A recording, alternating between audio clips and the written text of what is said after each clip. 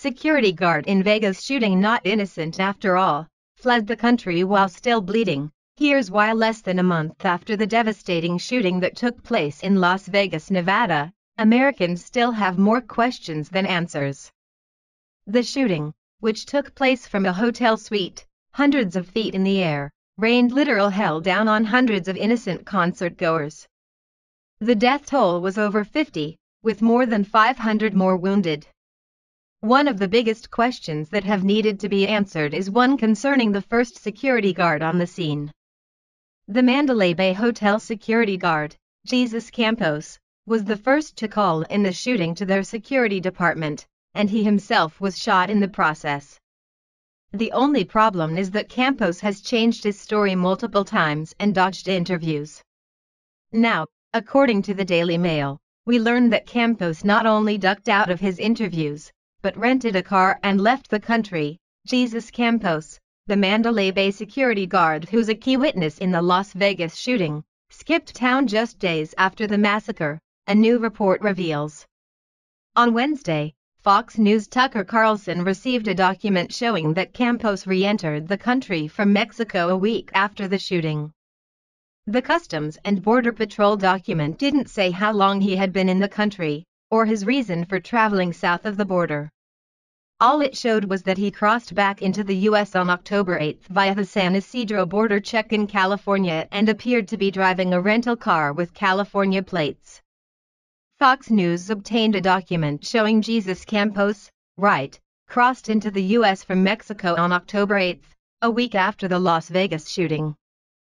He's pictured appearing on The Ellen Show for his only interview shortly after returning to the country. The document raises several questions, the biggest being why investigators would have let Campos out of the country so soon after the shooting when he was one of the key witnesses. It's also unclear how he physically could have completed the trip, driving hundreds of miles when he had recently suffered a gunshot wound to his leg. The nation was already confused enough when Campos dodged reporters and their cameras, moments before giving a live interview. Now we know that he left the country in a rented car, bringing even more suspicion to the case. At that time, no one was really looking into Campos. But because of his disappearance, journalists started digging. What they discovered was reported here at Freedom Daily by Amanda Shea. Investigative reporter Laura Loomer obtained an exclusive report about Mandalay Bay security guard Jesus Campos, who was shot in the hallway by Stephen Paddock. It appears Campos shared a social security number with a person named Jesus Quintero. Loomer tweeted, "Exclusive, #Jesus Campos intel report reveals he shared SSN with Jesus Quintero." Is #Jesus Campos an illegal alien? Does it MGM Resorts INTL know? While illegal aliens have been an issue for quite some time, it's obvious in situations like these that if someone with a little more integrity had been filling that position, the police might have had an advantage. As it is, someone whose concern was for their own safety saw that they might be investigated and discovered as an illegal, and fled to protect himself. Another problem for Campos is the fact that he wasn't a licensed security guard at all. Probably because of that little citizenship issue, he didn't hold the required certification that he should have had. Would things have gone differently if he'd been properly trained? At this point, we may never know. And while we can all feel badly for someone who was shot for no reason, he should never have been there in the first place. Our source has a few more details about Campos' latest story of how he was called to the shooter's floor, and how he got shot. Campos was shot at Las Vegas gunman Stephen Paddock when he went to the 32nd floor to look into an emergency exit door that wasn't opening. Above, officers responding to the shooting on October 1. Questions continue to swirl around Campos' place in the shooting timeline. Initial reports were that Campos was shot after gunman Stephen Paddock had stopped shooting.